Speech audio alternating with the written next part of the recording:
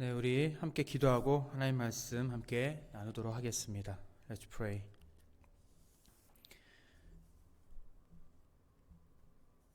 주님 감사합니다. 오늘도 우리에게 주의 말씀을 열어서 함께 상고할 수 있는 은혜를 허락해 주시고, 특별히 오늘은 주님께서 우리를 구원하시려 예루살렘에 입성하신 종료주일을 기념하며 그 뜻을 되새기는 귀한 시간으로, 우리를 향한 주님의 은혜와 사랑을 기억하는 시간으로 갖게 하시니 감사합니다. 오늘 이 말씀을 가지고 함께 나눌 터인데, 이 말씀 가운데 우리에게 꼭 필요한 것들로, 우리에게 꼭 우리의 심령을 깨우는 것들로 주님 역사하여 주시옵소서. 예수 그리스도의 이름으로 기도합니다. 아멘.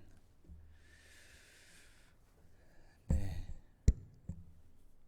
여러분도 한 주간 잘 지내셨는지요?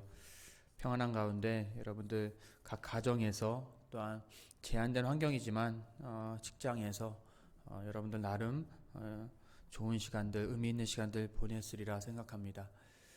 오늘은 우리가 여전히 이렇게 함께 모여서 예배할 수 있는 환경은 아니지만, 그럼에도 불구하고 우리가 오늘은 어떤 날인지 한번 같이 되새겨보고 기억하는 것이 중요하겠다라는 생각이 듭니다. 오늘은 종려주일이죠. 종려주일로 지키고 있습니다. 그리고 다음 주가 이제 부활절이 되겠습니다. 종려주일은요, 예수님께서 나귀를 타시고 예루살렘으로 들어가신 날을 기념하는 그런 날입니다. 또한 이 날은 지금까지 우리 기독교에서 매우 중요한 날로 그렇게 받아들여졌고 인식되어 왔습니다. 왜 그렇습니까? 주님의 궁극적인 승리를 위해 예루살렘으로 입성하신, 어떤 측면에서 보면 우리 기독교의 신앙, 우리의 신앙으로 봤을 때 이 날은 승리의 예루살렘 입성이다라는 그런 우린 생각을 가지고 있습니다. 우리가 잘 알듯이 예수님의 예루살렘 입성은요, 단순한 사건을 넘어서 구약의 예언의 성취라는 측면에서 중요한 의미를 가집니다. 예수님이 어린 나귀를 타시고 예루살렘에 입성하시죠. 그런데 왜 주님께서 어린 나귀를 타고 예루살렘에 입성하실까요? 여러분 다 알고 계시죠? 그것은 선지자 스가랴의 예언을 이루시기 위하였기 때문에 어린 나귀를 탔다라는 것이죠. 구약 예언의 성취였습니다. 뿐만 아니라 이날의 입성을 통해서 궁극적으로 우리 모든 믿는 자들을 구원하시는 십자가의 사건이 일어나지 않습니까? 예수님께서 예루살렘에 가지 않으셨다면 그 일이 일어나지 않을 수도 있었겠죠. 여하튼 예루살렘에 주님께서 들어가심으로 그런 십자가의 사건이 발생하게 되었습니다. 그리고 그것이 모든 어둠의 권세를 물리치시는 궁극적인 승리를 가져다 주시는 그런 사건이었기 때문에 우리는 예루살렘의 입성이 단순히 무슨 여행객이 예루살렘을 어디 지나가다 들려서 잠깐 스탑오버 하거나 잠깐 관광을 하거나 그런 식의 방문 이상의 엄청난 의미, 승리의 예루살렘 입성이라는 그런 의미를 우리는 부여하고 있는 것입니다. 우리는 그렇게 예루살렘의 입성을 중요하게 생각합니다. 예수님께서 예루살렘 성에 들어오실 때 그곳에 모인 사람들은 종려나무 가지를 흔들면서 환영했습니다. 호산나 찬송하리로다, 다윗의 자손으로 오시는 이여, 곧 이스라엘의 왕이시여 라고 그들은 그렇게 예수님을 맞이하였습니다. 여러분, 백성들이 종려나무 가지를 흔들었다는 것이 어떤 의미를 가질까요? 왜 그렇게 종려나무 가지를 그들은 흔들었을까요? 그들은요, 이 종려나무 가지를 흔들면서 이미 그들이 갖고 있는 예수님을 향한 기대, 예수님을 향한 그들의 생각들을 크게 그곳 가운데 반영하고 있는 것입니다. 종려나무 가지를 흔들었다는 것은 이미 전쟁에서 승리하였음을 공개적으로 선포하는 행위였습니다. 무슨 얘기입니까? 예수님이 무슨 전쟁을 했습니까? 무엇을 이뤘습니까? 아니요, 그런 거 없습니다. 그럼에도 불구하고 그들이 그렇게 종려나무 가지를 흔들었다라는 것은 그들은 예수님을 곧 전쟁에서 승리하신 분으로, 그들의 구원자로 그렇게 영광 돌리는 그런 퍼포먼스 행위를 했다라는 겁니다. 오늘 본문은요, 우리가 읽었던 본문은요, 이렇게 예루살렘에 입성하신 예수님이 초대신의 장면을 묘사하고 있습니다. 그러면 예수님은 왜 그렇게 환호를 받으시면서 예루살렘에 입성을 했는데, 예루살렘에 입성하신 시점으로부터 대략 한 5일 뒤가 되겠죠. 오늘 우리가 읽었던 본문이요. 왜 5일 만에 그렇게 잡히시는 일이 발생했을까요? 왜 이런 일이 발생했을까요? 12장, 오늘 본문 말고 이전에 12장 12절로부터 15절까지 제가 읽어드리겠습니다. 그 이튿날에는 명절에 온 큰 무리가 예수께서 예루살렘으로 오신다는 것을 듣고 종려나무 가지를 가지고 맞으러 나가 외치되 호산나 찬송하리로다 주의 이름으로 오시는 이 곧 이스라엘의 왕이시여 하더라. 예수는 한 어린 나귀를 보고 타시니 이는 기록된 바 시온에 따라 두려워하지 말라 보라 너의 왕이 나귀 새끼를 타고 오신다 함과 같더라. 요한복음 12장에서는 위와 같이 예수님의 입성, 예루살렘 입성을 묘사하고 있습니다. 그리고 이 구절에 이어서 17절, 12장 17절에서 18절을 보시면요, 사람들이 예수님을 보면서 이렇게 호산나를 외쳤던 이유, 그렇게 반겼던 이유, 그렇게 예수님을 그들이 좋아라 했던 이유에 대해서 정확하게 밝혀주고 있습니다. 12장 17절 18절입니다. 나사로를 무덤에서 불러내어 죽은 자 가운데서 살리실 때에 함께 있던 무리가 증언한지라 이에 무리가 예수를 맞음은 이 표적 행하심을 들었음이러라. 뭐라고 나옵니까? 사람들이 예수님을 환호했던 이유, 그것은 주님이 유월절 되기 엿새 전에 일으켰던 한 기적 때문이었습니다. 예수님이 죽었던 나사로를 살려냈던 그 기적의 소문이 온 사방에 퍼졌고요. 그러한 기적을 베풀 능력이 있는 예수에 대한 사람들의 기대, 그렇게 죽은 자까지도 살리셨던 그 예수라는 그 인물이 과연 우리에게 어떤 일을 가져다 줄 것인가 라는 사람들이 그런 기대를 하지 않았겠습니까? 그런 기대가 바로 오늘 예수님의 예루살렘 입성의 그림, 사람들이 백성들이 환호하는 그 그림을 만들어낸 것입니다. 다시 말하면요, 이스라엘 백성들은요, 예수님의 진짜 가르침, 의도에는 별 관심이 없었던 것 같습니다. 단지 가시적으로 예수님께서 보여주셨던 그 놀라운 능력을 보고, 그 기적을 보고 예수님이 진짜 메시아라는 사실을 믿었다라는 것이죠. 그래서 사람들은 예수님께서 로마 군대를 모두 몰아내고, 우리의 적들을, 우리 민족의 적들을 모두 몰아내고 로마 제국의 지배를 종식시키며 이스라엘을 다시 회복시킬 것을 기대했고, 그런 기대 때문에 예수님을 그렇게 환호하고 있는 것입니다. 자, 이것이 예루살렘 입성에 대한 그런 그림입니다. 그런데 오늘 우리가 읽었던 본문은 어떨까요? 우리가 오늘 읽었던 본문이요, 오늘 본문에서는 승리의 예루살렘 입성과는 조금 다른 분위기의 그런 장면이 그려지고 있습니다. 물론 우리는 이 드라마의 결론까지 다 알고 있기 때문에 이런 극적인 반전에서 오는 감동은 별로 없는 것 같아요. 우리 이미 처음부터 끝까지 내용을 다 알고 있잖아요. 그런데 우리가 그 시대의 그 당사자로 들어가서 한번 이 장면을 상상해보고 한번 생각해 본다라면 지금 이야기와 스토리가 완전히 반전되고 있는 상황을 여러분들 느끼실 수 있을 것입니다. 승리의 사자라고 믿었던 예수께서 단지 며칠 만에 비참한 말로의 길로 가고 있는 모습, 그 모습의 시작점, 그것이 오늘 우리가 읽었던 본문의 그런 말씀입니다. 여러분은 왜 이러한 일이 벌어졌을까요? 왜 이렇게 되었습니까? 아니, 승리를 가져다 줄 것으로 그렇게 여겨졌던 예수님이 왜 이제 비참하게 잡혀가고 있습니까? 여러분도 왜 그랬을까요? 그것은 가룟 유다의 배신 때문에 그랬을까요? 사람들이 시온의 영광을 되찾아 달라고, 되찾을 것으로 예수에 대한 기대를 하고 환영을 했는데 12장으로부터 18장 사이에 예수님께서 하신 말씀들을 이렇게 쭉 돌이켜보면 어떤 말씀을 자꾸 하십니까?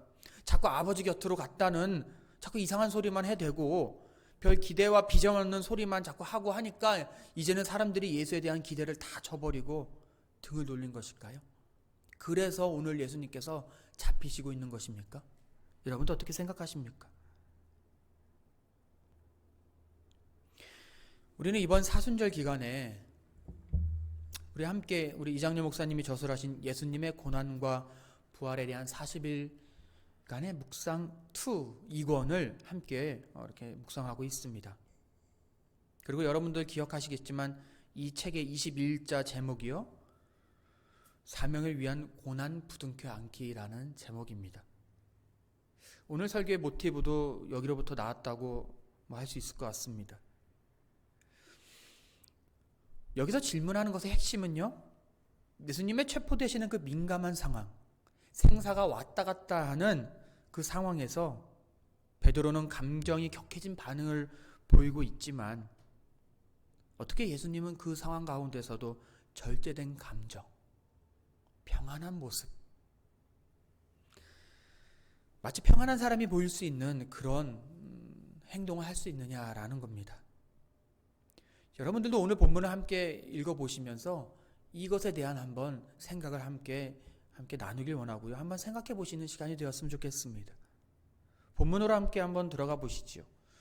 오늘 본문을 보면요, 예수님이 체포되시기까지의 상황들에서 우리는 예수님이 이 모든 전체 시나리오를 예상하셨으며 심지어 계획까지 하셨다라는 인상을 받곤 합니다.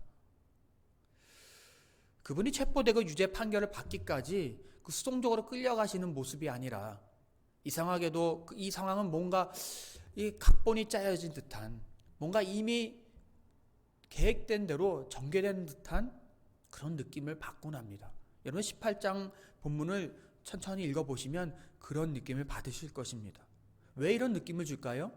첫 번째로는 예수님의 태도가 매우 당당한 모습이기 때문에 그렇습니다.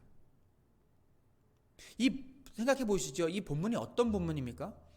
지금 예수님은요, 아무런 권력과 힘을 발휘하지 못하고 체포되시는 그런 장면이 오늘 본문의 말씀입니다.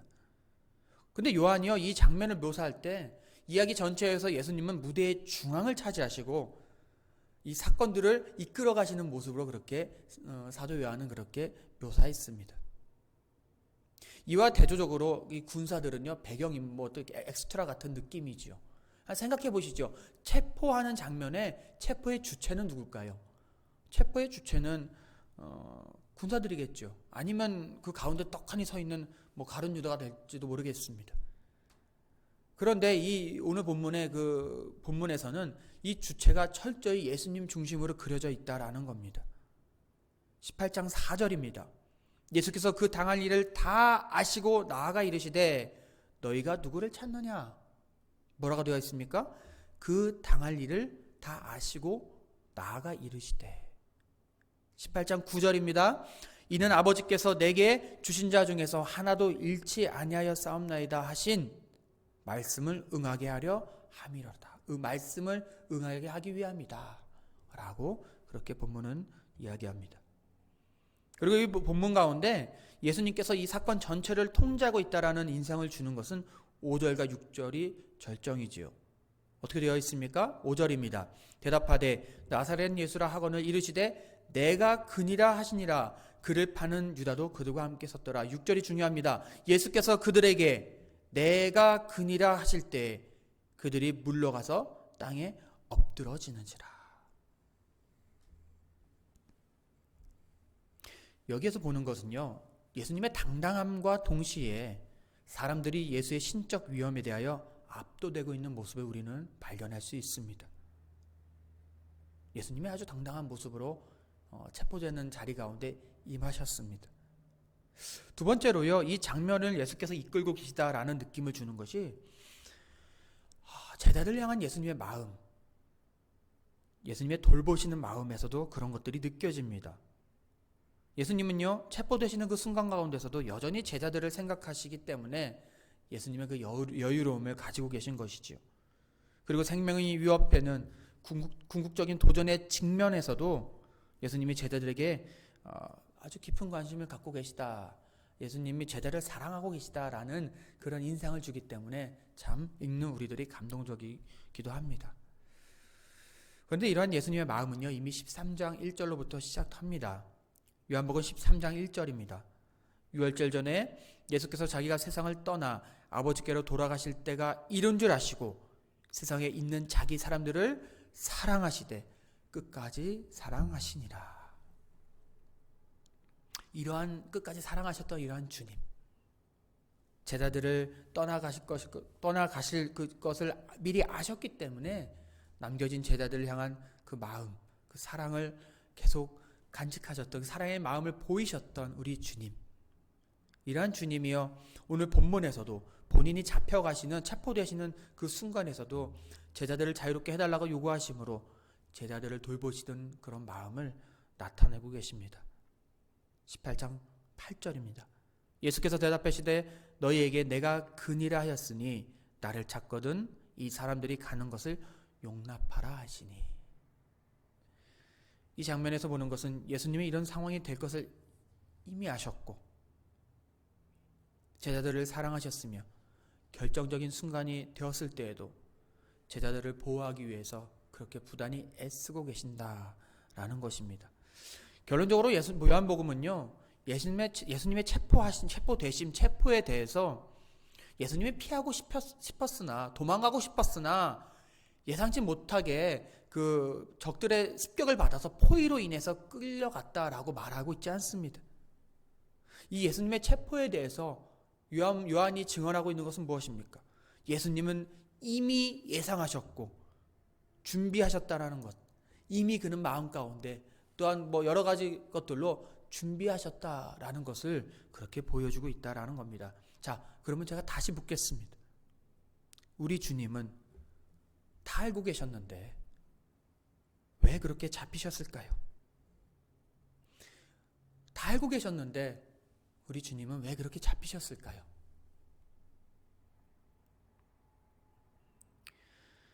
이 질문에 대해서 우리가 함께 묵상으로 했던 40일간의 묵상에서는 사명을 위한 고난 부둥켜 안기라고 이야기를 합니다.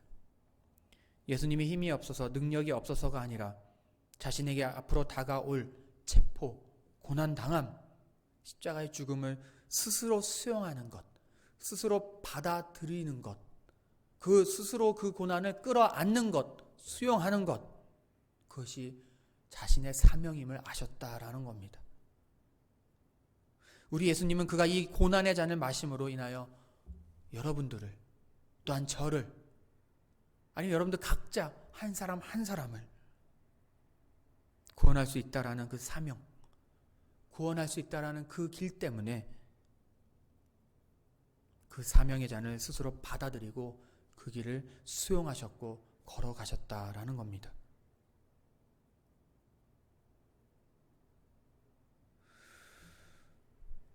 여러분, 그 사람들의 기대가, 예수님이 향한 사람들의 기대가 있었잖아요. 여러분들 그게 허상이었을까요? 사람들이 기대했던 것들을 예수님이 이루실 능력이 과연 없었을까요? 힘이 없으셔서, 능력이 없으셔서 그는 그렇게 비참하게 끌려갔을까요? 실제로 그들이 예수님께 가졌던 기대는 허황된 환상에서 비롯된 것이 아니었습니다. 왜 그렇습니까? 이스라엘 사람들은요, 3년 동안 예수님이 행하시는 놀라운 권능에 대해서, 기적에 대해서, 능력에 대해서 이미 여러 차례 확인한 바가 있습니다. 예수님이 어떤 기적을 행하셨는가요? 예수님은요, 물로 포도주를 만드셨습니다. 오병이요, 보리떡 5개와 물고기 2마리로 남자만 5,000명이 되는 그 인원들을 먹이고도 12광주리가 남게 하셨던 분이 그런 우리 예수님이셨습니다. 온갖 귀신을 다 쫓아내고요, 온갖 병들을 고치셨던 분이 바로 예수님이셨습니다. 뿐만 아니라 어떻습니까? 제가 앞서서 언급한 것처럼 이 사람들이 지금 예수님이 직접적으로 확인하고 그렇게 열광했던 것처럼 심지어 예수께서는 죽은 사람도 살리셨던, 죽은 나사로를 살리셨던 그런 분이셨습니다. 물 위를 걸으셨습니다. 성난 바람과 파도를 말씀 한마디로 잠잠하게 할 수 있었던 분, 누굽니까? 우리 주님이셨습니다. 사람들은요, 예수를요, 억지로 왕으로 삼게 할 만큼 동기부여가 충분히 돼 있었다라는 것이죠. 백성들은요, 그래서 어떻습니까? 모세 이후에 그들에게 최고의 지도자, 그들의 삶의 새로운 전환을 이끌어줄 최고의 지도자로 예수를 그렇게 여겼다라는 겁니다. 더 이상 그들에게 아무리 강력한 로마 군대가 다가온다 할지라도 예수 한 분만 계시면 이 놀라운 능력을 행하시는 이 분만 계시다면 이 모든 것들을 헤쳐나갈 수 있다라는 기대. 여러분들, 그들이 그런 기대 했던 것 당연하지 않겠습니까? 실제로 수많은 군중들이 예수를 따랐고요. 갈릴리에서만 5,000명 이상의 주님을 따라다닌 거 아닙니까? 지금 만약 주님이 어떨까요? 사람들 다 선동해서 독립전쟁을 선포한다고 하십시다. 사람들을 다 선동해서 자, 우리가 이제 진짜 진정한 이 하나님 나라를 위해서 우리가 한번 독립되어야 된다라고 그렇게 독립전쟁을 선포했다라고 한번 생각해 보시죠. 예, 수천, 수십만의 군대를 이스라엘 전역에서 모을 수도 있었을 것입니다.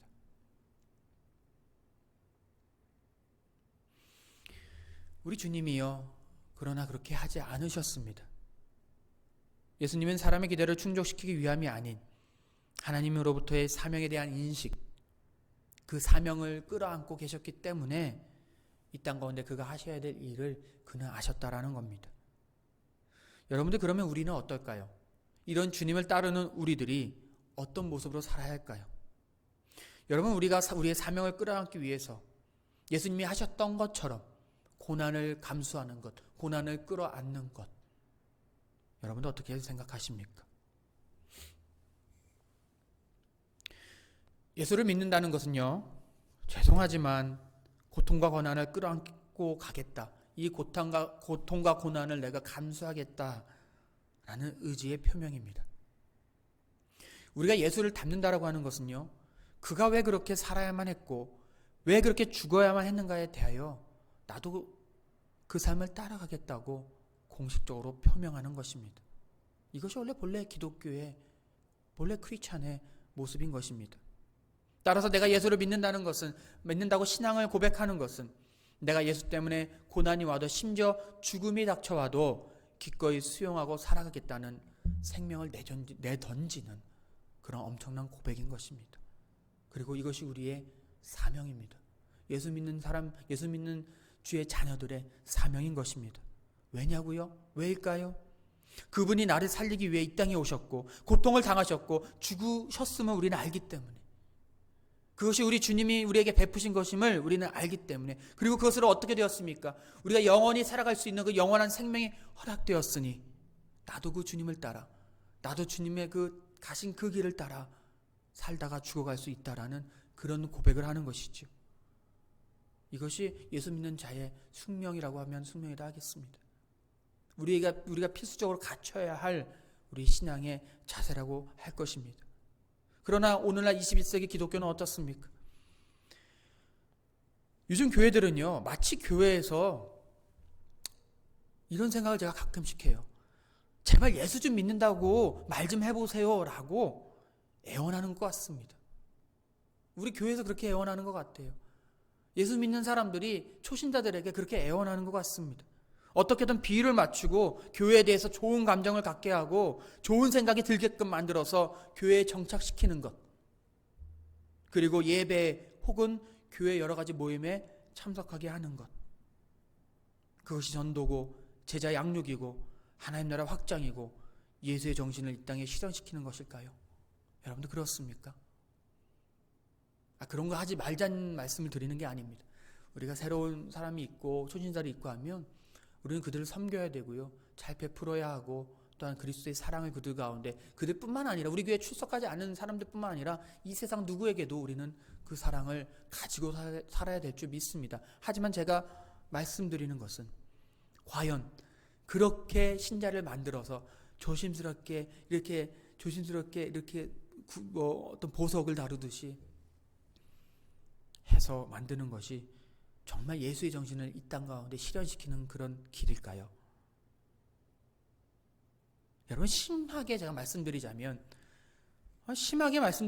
그러한 사람을 모으는 일과, 사람을 불러 모으는 일과 하나님 나라 확장과 무슨 관련이 있습니까? 예수님께서 예루살렘에 입성하실 때 수천 수만의 사람들이 모인들, 그들이 예수 믿는 것과 무슨 상관이 있었습니까? 오늘날 우리가 교회를 자랑하고 교세를 자랑하고 부흥을 이야기하며 하나님 나라 이야기를 한들, 그 많이 모였던, 예배당 가운데 많이 모였던 그 사람들이 예수를 못 박으라고 소리치지 않을까요? 실제로 예수를 환호하던 그 무리들은 이제 예수를 못 박으라고 소리치는 무리가 된 것을 우리는 성경을 통해 잘 알고 있습니다. 아니, 그 당시에 그들이 그렇게 했던 것처럼 오늘날 교회가 그렇게 하지 말라는 보장이 여러분들 어디에 있습니까? 예수님이 지금 오늘 이 자리에 와서 오늘 이 날에 오늘 지금 캔자스시티에 오신다고 하시면 예수 믿는 사람들이라고 하는 우리들이 어떻게 반응을 할까요? 우리의 기대가 차지 않았을 때, 오늘 오셨다라고 하는 그 예수가 내가 원하는 바를 들어주지 않는다라고 할 때, 내 생각과 다른 길로 간다라고 할 때, 2000년 전에 그들이 했던 것처럼 오늘도 여전히 우리들이 예수를 향하여 십자가에 못 박혀 죽으라고 그렇게 손가락질 하지 않겠습니까?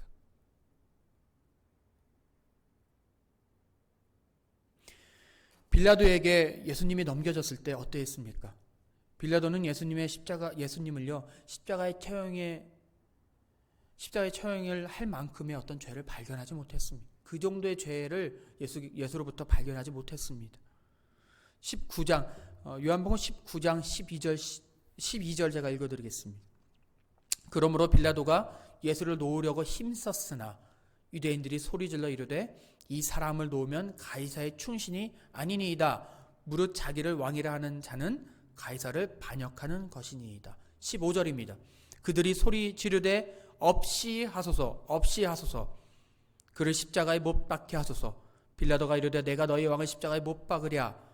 대제사장들이 대답하되 가이사 외에는 우리에게 왕이 없나이다 하니. 그렇게 예수를 환호하던 이스라엘 백성들은 이제 예수를 못 박으라고 소리칩니다. 인간이 얼마나 간사하고 잔인합니까? 얼마 전까지는 내 기대를 충족해 줄 것 같으니까 호산나 호산나 외치다가 이제는 내 기대를 충족시키지 못할 것 같으니까 주의라고 외치는 저 추악한 모습이 오늘 저와 여러분의 모습은 아닌지요. 내가 오늘도 주님을 믿음으로 이렇게 나에게 유익이 있을 것이라고 그런 기대를 가지고 있다면, 그 기대함이 채워지지 않을 때 저 대중들이 예수를 죽이라고 외쳤던 것처럼 우리도 얼마든지 예수를 부인하고 배반할 수 있다라는 것입니다. 우리가 만약 그들처럼 예수에 대한 왜곡된 기대를 가지고 있다면, 왜곡된 기대를 가지고 왜곡된 신앙 생활을 하고 있다면 우리가 그들과 다를 것이 없다라는 겁니다. 가장 핵심은 뭡니까?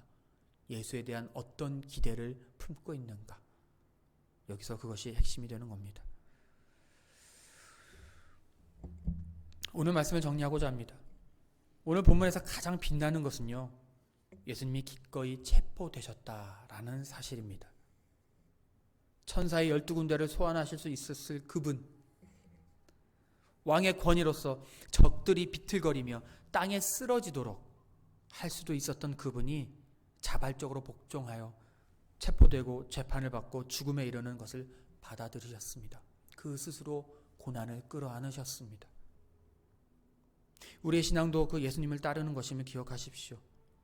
처음에는 예수를 나의 기대, 소망, 희망을 채워줄 것이라는 믿음으로 따랐지만 이제는 내가 원하는 것이 충족되지 않았을 때 예수를 떠났던 모습이 과연 우리의 모습은 아닌지 우리는 돌이켜봐야 합니다. 우리는 내가 원하는 예수를 믿는 것이 아니라 예수님이 원하시는 내가 되어야 하는 것이죠. 여러분들 이것을 믿으시기 바랍니다. 잘 생각해 보십시오. 내가 예수를 믿었더니 이런 결과를 주셨다라고 고백하는 것과 내가 예수를 잘 믿으면 이렇게 주님께서 해주실 거야 라고 말하는 것은 별반 차이 없는 이야기인 것 같지만 굉장한 신학적 차이가 내포되어 있습니다. 내가 예수를 잘 믿으면 이렇게 해주실 거야 라고 이런 식으로 예수를 믿게 되면요, 예수님을 요술램프처럼 믿게 됩니다. 예수님을요, 그 선왕당에 가서 비나이다 하는 것 같은 그런 식의 신앙을 가지고 예수를 바라보게 됩니다. 우리의 신앙을 변질시킬 수 있는 것이죠. 그러나 예수를 따르는 삶은요, 우리가 예수를 온전히 믿게 되면 우리는 그런 나의 욕심들, 예수를 향한 나의 기대들 내려놓고 예수님을 그냥 따라가는 것이죠. 예수를 따르는 그 길을 그냥 걸어가는 것이죠. 그리고 따라 우리 삶에 있어서의 보상은 주님께서 우리에게 허락해 주신 선물, 은혜로 받아들이는 것입니다. 앞뒤가 바뀌어서 우리에게 주실 그 선물만 기대하고 예수를 믿는, 예수를 따르는 그런 변진된 신앙을 우리는 버려야 한다는 겁니다. 그리고 중요한 것, 예수를 따르는 삶은요, 고난마저도 수용하는 삶인 것을 기억하십시오. 우리 예수님은 나를 위하여, 당신을 위하여, 여러분들을 위하여 그 고난을 기꺼이 감수하셨습니다. 수용하셨습니다. 우리도 그 고난을 따라 우리에게 주어질 고난이 있다 할지라도 묵묵히 그것을 감수하며 따르는 것, 그것을 예수를 따르는 길이다라는 것입니다. 이제 한 주간 고난 주간입니다. 이번 고난 주간은요, 사회적인 상황으로 인해 의도치 않은 그 고난이 묻어나는 그런 기간입니다. 그러나 우리의 환경으로 인해 예수님의 고난, 우리를 향한 그 사랑, 은혜의 의미가 약해져서는 안 될 것입니다. 예수님의 고난을 생각해 지금 나도 피곤해 죽겠는데, 나도 지금 고난스러운데, 고통스러운데 라는 식의 자세는 안 되겠죠. 예수님의 고난은 전 인류를 위한 고난이었고 나와 여러분을 살리기 위한 고난이었습니다. 여러분은 이 고난에 감사하십시오. 그리고 이러한 신앙을 따르는 우리들이 고백하는 것은 삶의 어떠한 고난도 예수를 위한 것이라면 기꺼이 수용하겠다라는 것입니다. 우리 주님께서는 여러분과 저를 살리시기 위하여, 영원한 생명을 허락하시기 위하여 그 길을 묵묵히 가셨습니다. 기도하겠습니다.